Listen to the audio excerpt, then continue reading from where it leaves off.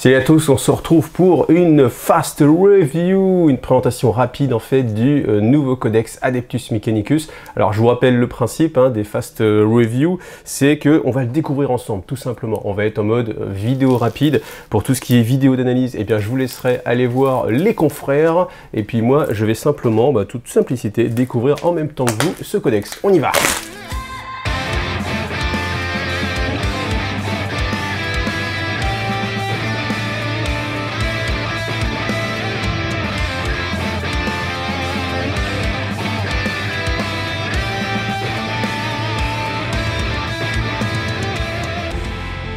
Alors si on parle un petit peu de la couverture, honnêtement je trouve qu'elle est très réussie. Moi j'aime beaucoup en fait les nouvelles couvertures V9 parce qu'on a vraiment l'impression, étant donné que ça descend jusqu'ici en fait au niveau du design, qu'on est sur un peu les versions collector qu'on avait avec la V8. Alors la vraie version collector qu'on peut acheter aussi séparément, eh bien il n'y a vraiment pas d'encadrement en fait on va dire, mais je trouve que celles-ci sont vraiment très qualitatives. Alors après bien sûr ça s'est accompagné d'une petite hausse de prix parce que ce codex là vous le trouvez à 37,50 €, prix public normalement conseillé. Alors je reviens un petit peu sur ce dessin parce que je pense que c'est là où on l'a de façon la plus jolie avec ce personnage là. J'en ai parlé déjà dans plusieurs vidéos. J'ai toujours pas d'informations, donc vous, quel est votre avis? Honnêtement, je ne pense pas que ce soit Belisarius Cawl. Je pense que c'est une nouvelle unité, peut-être un nouveau personnage spécial, mais il n'y a aucun élément qui, moi, me fait penser vraiment à Belisarius. Ne serait-ce qu'en plus la posture, pour avoir lu pas mal de petits romans extérieurs qui parlent de Belisarius, je le vois pas vraiment en train de prier, en fait. Si vous avez lu aussi, vous savez que c'est pas trop son style. Et puis après, l'ensemble est très sombre, très proche de ce que pouvait faire John Blanche. Et je trouve que c'est assez sympa de ce retour aux sources et ce côté vraiment un petit peu horrible avec le Mechanicus où il y a vraiment un côté très très dérangeant. Voilà, le savoir est éternel, le savoir est sacré, le savoir est le pouvoir. Voilà, toujours bon l'atmosphère, ambiance Warhammer 40 000. Déjà, c'est vrai que première impression avec l'encadrement comme ça, je le trouve assez joli, assez bien réalisé au niveau du maquettage. Alors on est sur du très classique chez Games Workshop, et rien que cette image-là, je trouve qu'elle est assez jolie, la dualité entre le rouge, le vert ici, c'est plutôt sympa, ça donne envie en tout cas, ça donne envie de jouer à Warhammer 40 000. Donc là, on revoit en fait ce dessin-là, très bien. Donc déjà, cette illustration-là aussi, elle vous met vraiment dans l'ambiance du Mechanicus, parce que là, il y a très peu de parties humaines. Enfin, je me rappelle en fait ce que j'avais éprouvé les premières fois en voyant un peu le Mechanicus avec le dessin de John Blanche là. Je vais essayer de vous le retrouver. Si je vous retrouve, je mettrai. Mais en fait, on avait trois éléments, un petit peu comme les trois singes avec celui qui se masque les yeux, la bouche et les oreilles. Là, il y avait la même chose, ambiance Warhammer 40 000 avec les Tech Priests, et c'était assez dérangeant vraiment. Et là, je crois que, eh bien, ils sont vraiment repartis dans cette optique-là. Vous voyez, tous les petits yeux ici, les petits, alors c'est difficile de décrire, mais les petites piques là qui ressortent des personnages à la trompe. On est vraiment sur des choses un peu flippantes, et le côté vraiment dark de Warhammer 40 000. Alors si ça vous intéresse, je lirai bien sûr le fluff. Si ça vous intéresse, je referai un petit point sur l'Adeptus Mechanicus. Peut-être qu'il y a de nouvelles choses. Après, comme je vous l'ai dit, moi je reproche en fait au nouveau codex de 40 000 de laisser un petit peu le fluff de côté, et puis de remplir en fait des pages avec beaucoup plus de règles, un petit peu moins de fluff. Surtout qu'en général, on a perdu en fait tout ce qui était explication de type d'unité. Avant, à chaque fois qu'on avait une unité, on avait une page complète qui expliquait l'unité, même si c'était juste un Skitari ou alors les cataphrons ou quoi que ce soit. Là, je pense, je l'ai pas encore, enfin, j'ai pas été jusqu'au bout, mais tous les codex en fait V9, on a complètement mis de côté en fait cette partie fluff pour gagner de l'espace, et j'imagine pour mettre plus de règles, typiquement les règles de Crusade. Donc je pense que ce bouquin ne fera pas exception. Là, j'aime beaucoup aussi le liseré en haut là qui est très immersif. Cette illustration aussi très jolie, la dualité toujours rouge-vert, ça marche très très bien. Donc voilà, si ça vous intéresse, eh bien mettez-moi des commentaires en mode oui on veut du fluff, ou alors non c'est pas grave.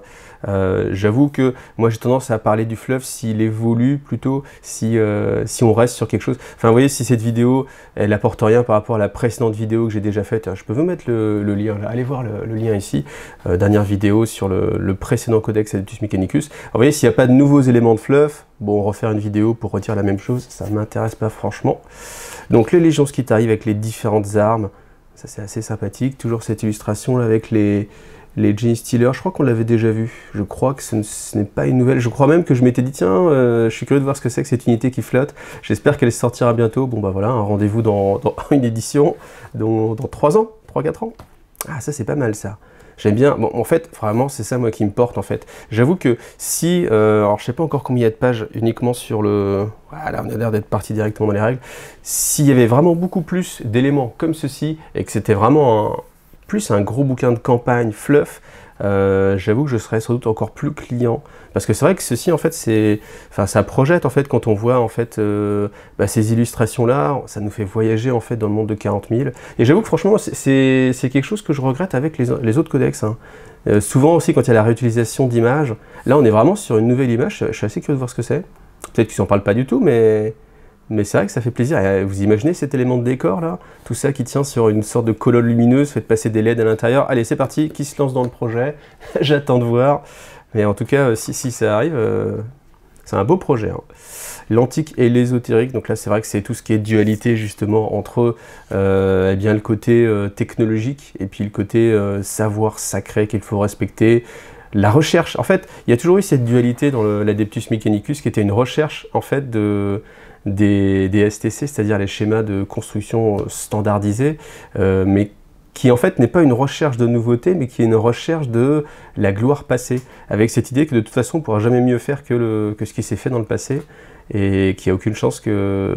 On n'est pas en mode développement, recherche technologique, mais on est vraiment archéotechnologie, justement recherche des choses assez anciennes. Alors la Legio Cybernetica, ça c'est quelque chose que j'aimerais vraiment être mis plus en avant. La Legio Cybernetica, c'est tout ce qui est, on va dire, approchant de l'intelligence artificielle. Et j'avoue que je fantasme toujours sur un petit retour sur une petite guerre en fait contre la machine. Hein, ce serait bien, c'est-à-dire pas l'Adeptus Mechanicus, mais vraiment une entité pensante, une intelligence artificielle.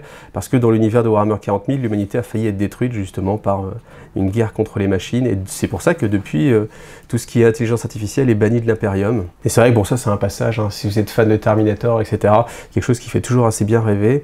Alors, Flotte Explorator, c'est pas mal. Je suis assez content en tout cas. Alors bien sûr, je n'ai pas lu, mais je suis assez content de la façon dont c'est présenté parce qu'on n'est pas sur les présentations classiques des différentes factions, des différents mondes forges, mais vraiment un peu de ce que peut être l'Adeptus Mechanicus, avec ce côté justement Flotte Explorator.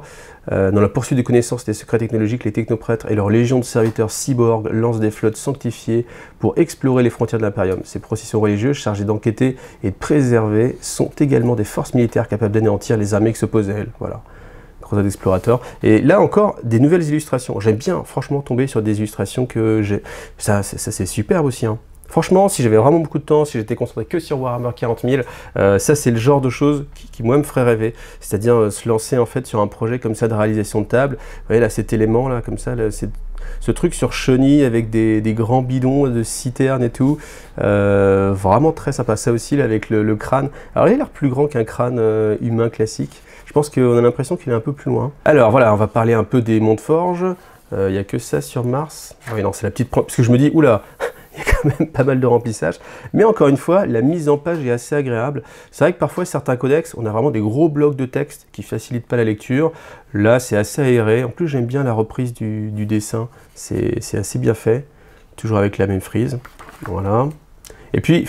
Honnêtement, vous voyez, Belisarius Cawl, il est là, il est présent, il est dessiné tel quel, donc honnêtement, aucune chance que ce soit lui, hein. Vous n'allez pas trouver dans le même bouquin, et une version, on va dire, augmentée V2, et sa version classique que présentée comme ça. Donc voilà, je ne pense pas que ce soit lui. Je reste toujours curieux, peut-être qu'on n'aura jamais de réponse, que c'était juste une illustration comme ça. Donc les différents mondes forges qu'on connaît, Lucius Agrippina. J'étais en train de me dire, tiens, ce serait sympa qu'ils en mettent des nouveaux, mais en même temps, je me dis, il y en a tellement qui existent maintenant, et qui sont développés avec leurs propres règles qu'on n'a pas forcément besoin d'aller chercher plus loin en fait. Hein. Stygie, Graia, on connaît, avec à chaque fois les Skitari, voilà, Risa, Metallica qui a bien été mis en avant là, dans le dernier tome de Croisade de Charadon. Voilà. Triplex Fall, Daimios, Vos Prime, Griffon 4. C'est sympa là, j'aime bien un peu le... Enfin, de toute façon, dès qu'il y a du bleu, du turquoise, moi je suis assez fan, donc je suis beau public. Et là, c'est vrai que je trouve que ça se marie bien un peu ce vert, un peu même vert de gris un petit peu, avec le rouge là, ici, les petites dorures. Je trouve que ça se marie très bien. Voilà, Daimios. Donc là, un petit passage fluffique, et bien du coup, je peux vous laisser lire, hein, si normalement la qualité... J'essaie de faire en sorte que la qualité soit suffisante pour que vous puissiez le lire à l'écran. Voilà. Alors, et ben voilà, on a 36 pages vraiment sur l'historique, enfin 30, un peu moins, et puis on arrive sur les photos de l'armée. Donc c'est vrai qu'on met en avant les véhicules, hein, le mécanoptère, non je sais plus comment il s'appelle, le quelque chose PTR, le peut-être PTR. Après c'est une question de place aussi, mais c'est vrai que les dernières sorties, alors ça c'est superbe. Je trouve que les cavaliers sont vraiment super réussis. Beaucoup de détails aussi. Franchement le Mechanicus c'est vraiment une armée où il y a beaucoup de détails et ça peut ralentir un petit peu les choses pour la peinture. Mais ça c'est vrai que, typiquement, voilà. Honnêtement, il y a quand même un contraste de fou là. En fait, j'allais vous parler de cette image-là, et quand je vois en fait le contraste entre les Skitarii et puis les orques là, les vieux orques, je trouve qu'on a vraiment l'impression que limite ils sont pas sortis du même jeu. Hein. Là, tu as le vrai beau jeu pur contre des petits figurines de ton petit frère que tu as mis là. Vivement que les orques soient un peu refaits. Enfin, c'est vrai que les figurines ne sont pas du tout à la hauteur. En même temps, vu l'époque. Depuis combien de temps elles sont sorties? Bon, c'est normal. Mais c'est vrai que là, cette image-là, j'allais dire, elle est assez immersive, elle peut vous projeter un petit peu. Je pense que quand on découvre, moi bien sûr, je suis trop vieux pour ça, mais tous ceux qui découvrent, là, si vous découvrez Warhammer 40 000, peut-être même à travers cette vidéo, qui sait, je pense que c'est des images qui peuvent marquer, et c'est pour moi ce qui est le plus important pour se projeter dans l'univers et avoir envie de jouer, c'est cette promesse-là. En tout cas, moi, c'est ça qui m'intéresse, c'est cette vision-là, un petit peu les mêmes schémas d'armée, c'est vrai qu'il y a le rouge, hein, forcément, pour le Mechanicus, mais ça pourrait être sympa de changer un petit peu, là dans des tons gris un petit peu. Belisarius Cawl, voilà, figurine, là aussi bardée de détails, je me rappelle que j'avais bien galéré pour le peindre. Ah oui, cette table-là, j'avais vu la réalisation de la table, avec des sortes de vagues comme ça qui viennent, assez immersive aussi. C'est vrai que ce que je reproche aussi à ce codex, en fait, c'est qu'on n'est plus sur le schéma classique qu'il y avait à chaque fois un nouveau codex, avec des nouvelles unités. Là, en fait, hormis le Skitarii Marshal, eh bien, pas de nouvelles unités, donc on reste un peu sur sa fin, même si c'est vrai qu'il y avait eu tout un wagon de nouveautés avec les, je sais plus comment ça s'appelle, les ptéro-machins, l'archéo-bidule truc. Alors, les règles, on peut regarder quand même un petit peu les règles assez rapidement, voilà. Le format patrouille, alors ça, patrouille, c'est toujours ce que vous allez trouver dans la boîte qui s'appelle la boîte de patrouille en fait. Donc c'est vraiment la représentation de ce qui était avant les start collecting. Donc ça c'est une boîte qui coûte à l'heure actuelle 110 €. Voilà, vous faites une économie, je sais plus, je vais calculer rapidement, mais c'est entre 50 et 60 € d'économie, ce qui est pas mal, hein, ce qui est toujours appréciable quand vous vous lancez dans une armée. Après, voilà, après les unités, bon ben voilà, c'est pas mal. Alors on arrive sur les mondes forges, là aussi je regarde cette illustration, mais vous voyez là, cette sorte de prêtre là, avec une sorte d'araignée sur le dessus, des mandibules au-dessus de la tête. Alors en fait, ouais, voilà, on a la tête qui est penchée ici, et c'est. Au début je pensais que la tête était vraiment nouée dans les câbles ici, mais en fait non, vous voyez, sa tête est ici. C'est vraiment très sympa, ça aussi, les petites bestioles là, en termes de petits pions objectifs ou de familiers, ça peut être très classe. Donc on va avoir toutes les règles des différents mondes forges. Je vais pas les détailler, bien sûr, hein. Le but c'est pas de faire une analyse des règles, mais vraiment une présentation rapide de ce que vous allez trouver dans le livre. Donc Lucius Agrippina. J'aime bien cette présentation en fait, où on a vraiment tous les éléments. On a les traits de seigneur de guerre, l'artefact spécial, les points de commandement. C'est pas mal. Honnêtement, je préfère vraiment cette façon de faire à que vous trouviez un petit peu partout, à droite, à gauche. Parce qu'avant, c'était bon les stratagèmes. Alors ce stratagème, ah oui, il est réservé au monde Agrippina. Et puis après, 3-4 pages plus loin, ah oui, quels sont les artefacts auxquels j'ai accès, voilà. Ensuite, quelques pages plus loin, ah, les traits de guerre. Là, en fait, on a tout directement. Et comme ça, si vous voulez choisir votre monde forge en fonction des règles qui peuvent vous plaire, et bien en fait, c'est beaucoup plus pratique d'avoir tout directement sur la même page. En plus, on a le schéma d'armée aussi, hein, donc on a vraiment une bonne façon d'aborder les choses. Plutôt très bien. Là, je suis assez. Je trouve que c'est. En fait, honnêtement, ce qui va être galère à chaque fois dans les publications, c'est quand on est toujours en mode attends, je passe à gauche, attends, je passe à droite, je mets des petits marque-pages pour m'y retrouver. Là, le fait d'avoir tout directement, ça permet de vite choisir. Je me rappelle combien de fois tu regardes un truc, 5 pages plus loin, tu dis ah, il est pas mal ce trait de seigneur de guerre, j'ai envie de le jouer. Ah oui, alors attends, c'était quoi le truc? Ah oui, j'ai accès à quoi comme artefact? Et c'est une perte de temps. Là, au moins, on a tout directement. Donc voilà, je l'ai dit 4 fois au moins, mais très bonne chose et très bon choix. Alors là, ça c'est assez intéressant, c'est les possibilités, c'est ça, c'est ce qu'on retrouve maintenant un petit peu, c'est que vous avez libre cours, s'il n'y a aucun des Montforge classiques, on va dire codex ou orthodoxe ou qui vous plaise, vous pouvez inventer votre propre mode forge, et dans ce mode forge, eh bien, vous allez choisir une ligne principale et puis un trait secondaire en fait, et à chaque fois c'est des règles qui vont être en fonction de ce que vous avez envie, donc j'avais trouvé qu'à chaque fois c'était un petit peu moins fort, c'est-à-dire que souvent les mondes forts, enfin les factions classiques, naturelles on va dire, étaient un peu plus puissantes, mais j'imagine qu'il y a moyen de trouver des petits combos, même avec les effets, parce qu'à chaque fois on prend un peu des petites choses à droite à gauche pour faire sa propre sauce, mais ça c'est très très bien. Alors les différents stratagèmes, toujours classés par couleur, donc j'ai arrêté de vérifier d'un codex sur l'autre, mais je me demandais à chaque fois si les couleurs étaient en rapport avec le moment où ils étaient déclenchés, etc. Mais d'un codex à l'autre en fait. Et sur les premières, enfin quand j'avais vérifié entre le Space Marine et le Necron, qui était sorti en même temps, il n'y avait pas de cohérence de couleurs. Donc j'avais trouvé ça vraiment dommage. Voilà, bon au moins il y a une cohérence de couleurs sur le type de stratagème, mais voilà. Donc là au moins on est sûr que tous les stratagèmes que vous avez là sont utiles, quelle que soit votre faction. Ça c'est quand même assez malin, puisque le stratagème spécifique de chaque monde forge est présent encore une fois juste avant. Alors là j'avoue j'ai pris le temps un petit peu de regarder très rapidement comment ça se passait, et donc c'est à dire qu'on peut introniser en fait un technoprêtre dans un des différents ordres, générateur, logis, magie, artisan, et du coup en fonction de ça on va rajouter en fait des coups en points, un coup en puissance, et il a une aptitude, voilà, qu'il aura tout le temps. Et ensuite, il y a ce principe d'aptitude progressive, c'est-à-dire que on a une aptitude passive. Là, en l'occurrence, c'est toutes les unités. Enfin, on choisit une unité base ou serviteur catafron à 6 pouces.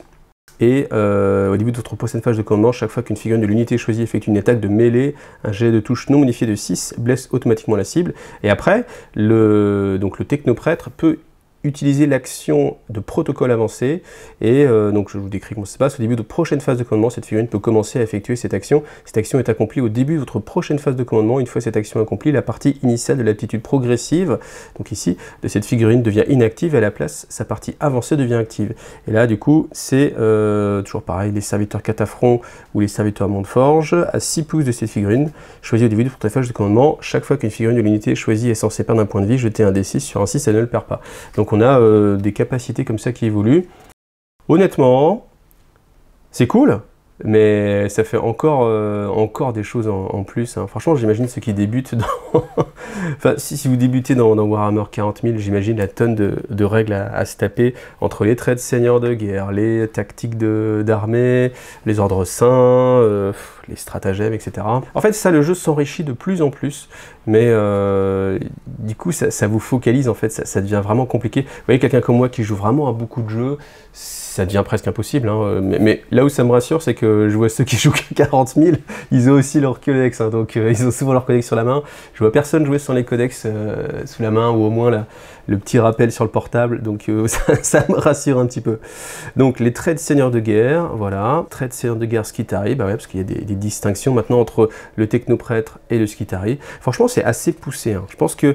là, faut pas le prendre négativement, mais je trouve que... Enfin, ce que je veux dire par là, c'est que ma réflexion juste avant, elle était négative en mode je veux jouer un petit peu en mode casu et faire des parties sans trop me prendre la tête. 40 000, ça devient compliqué, surtout de profiter de tout. Maintenant, quand on est vraiment sur une seule armée, qu'on a vraiment envie de la poncer, je pense que là, c'est très très poussé, qu'il y a un gros travail de fait, et au fur et à mesure qui s'étoffe en plus, hein, à chaque fois, j'imagine, d'une version sur l'autre, on doit polir un petit peu les règles, garder ce qui marche, changer ce qui marche pas, et ça vous fait un jeu, je pense, de plus en plus abouti. Voilà, donc c'est le revers de la médaille, hein, de toute façon, on peut pas plaire à tout le monde, et puis ça va être difficile de quoi qu'il arrive, contenter tout le monde. Ça, c'est sympa, hein, le fait qu'il y ait des dessins dans les reliques pour essayer de se représenter un petit peu ce que serait la figurine, c'est pas mal parce que ça peut vous donner des idées sur j'allais dire, la conversion, et je trouve que, entre guillemets, c'est dommage que la conversion soit pas un peu plus poussée. Très belle illustration, hein, on la connaît, celle-ci, c'est une illustration ancienne, mais là c'est pareil, toujours la dualité entre les couleurs, ça marche toujours très bien. Donc là, qu'est-ce qu'on a? Bah, différentes règles pour le jeu égal. Donc là aussi, hein, c'est une couche en plus, c'est quand vous choisissez évidemment vos objectifs, vous pouvez choisir les objectifs spécifiques de votre faction À chaque fois, je me dis aussi, si on veut jouer en tournoi et qu'on veut bien connaître toutes les armées, je me rappelle à l'époque où je connaissais bien toutes les armées, franchement, là, celui qui connaît toutes les armées, gros boulot, joueur professionnel. Alors la croisade, voilà, ça aussi c'est une nouveauté.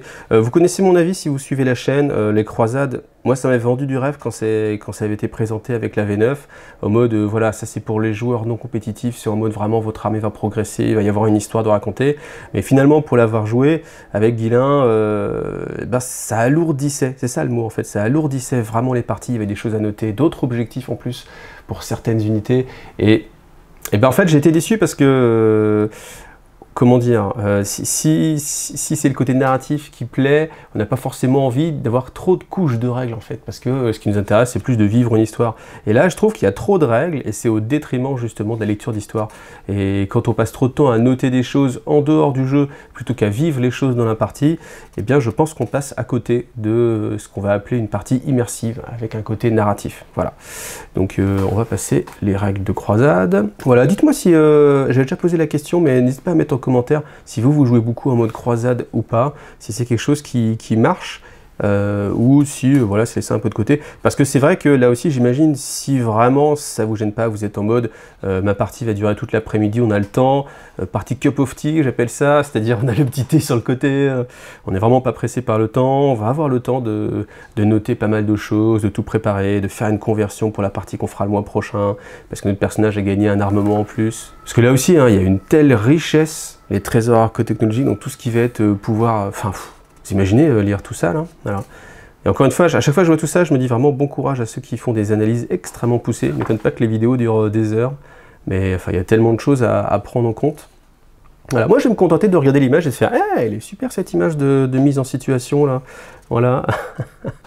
Donc moi je baisserai le canon quand même hein, pour tirer sur les mitrailleuses sur les portes de peste, voilà. Mais c'est bien qu'il y ait ces petites images-là comme ça pour mettre vraiment en avant avec les différents types d'armées de croisade qu'on peut obtenir. Franchement, c'est quand même un mode de jeu, je pense, qui est sympa, mais qui demande un investissement en temps et en ressources mentales qui est assez fort. Alors, les fiches techniques, voilà, on peut la regarder ça. Les petites aptitudes. Alors, impératif doctrinaire, ça, on a l'habitude. Quantique de mimésie, voilà, ça, c'est des choses qu'on va déclarer au début. J'avoue que je suis tenté hein, de regarder dans le détail, mais c'est vrai que dès que je commence à regarder dans le détail, au final, voilà, on n'est plus sur une découverte, mais on va rentrer un petit peu dans l'analyse. Et puis une analyse, ça doit se faire hein, dans sa globalité, hein, pas juste sur quelques lignes. Donc je vais continuer. Mais je relirai ça parce que c'est vrai que c'est toujours assez intéressant. Là aussi, c'est intéressant d'autant plus d'avoir les cartes en fait d'unités pour pouvoir se rappeler un petit peu de tout ce qu'on a. Heureusement, il n'y a pas de pouvoir psychique, hein, mais bon, c'est un peu l'équivalent avec les impératifs doctrinaires.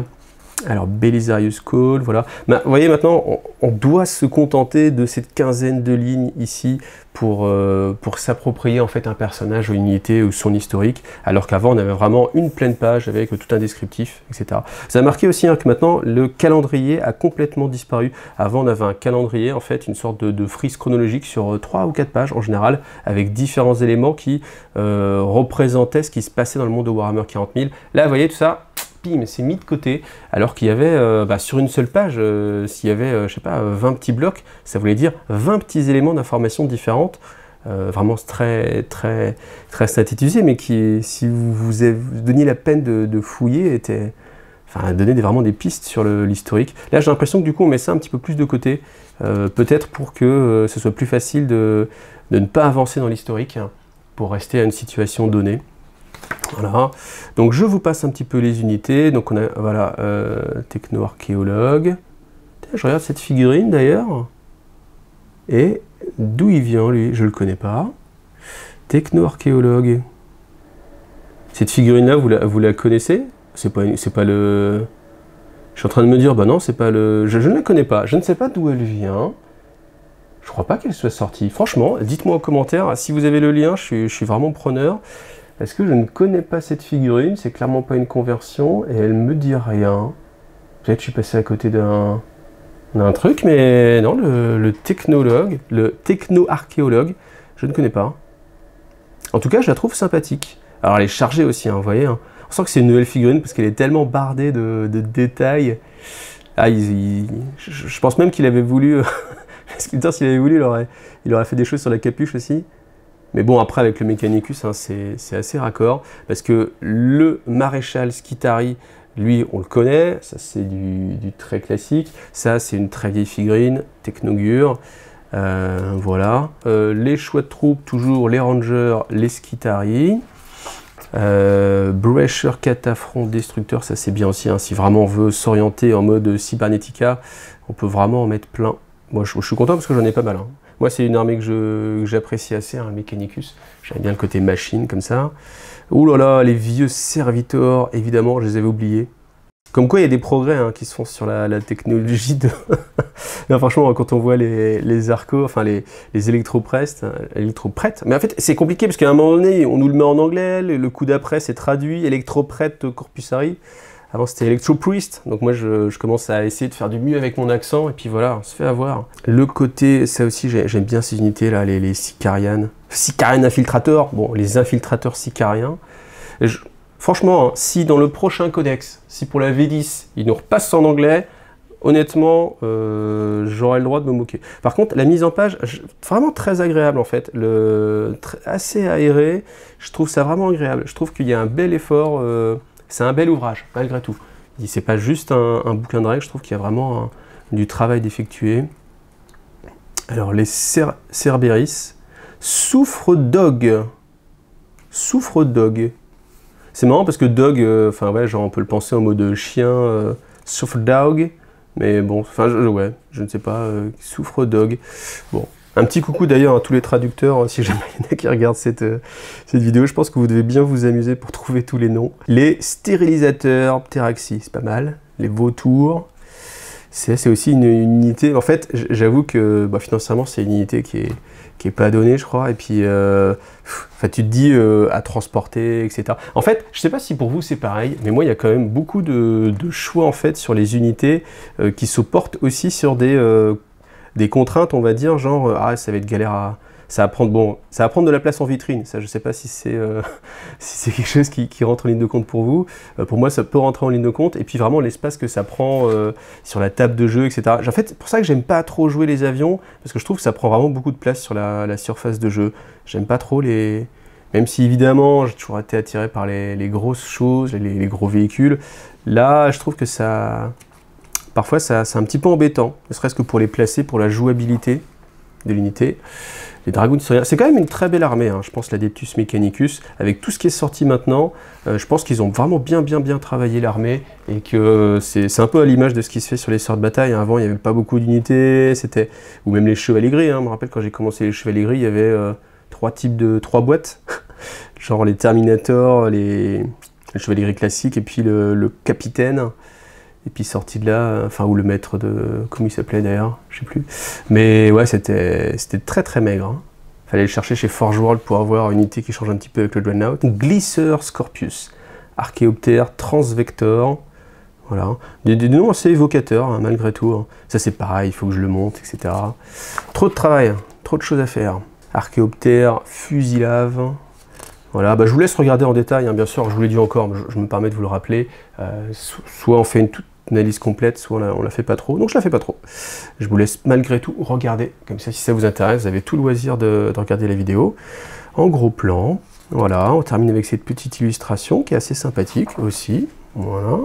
Les valeurs en points. Ah tiens, je ne me rappelle plus cette présentation là. Je ne crois pas que c'était comme ça dans le Codex Necron, même les autres. Je sais plus, mais en tout cas c'est pas mal. Non, je crois pas que c'était présenté comme ça, voilà.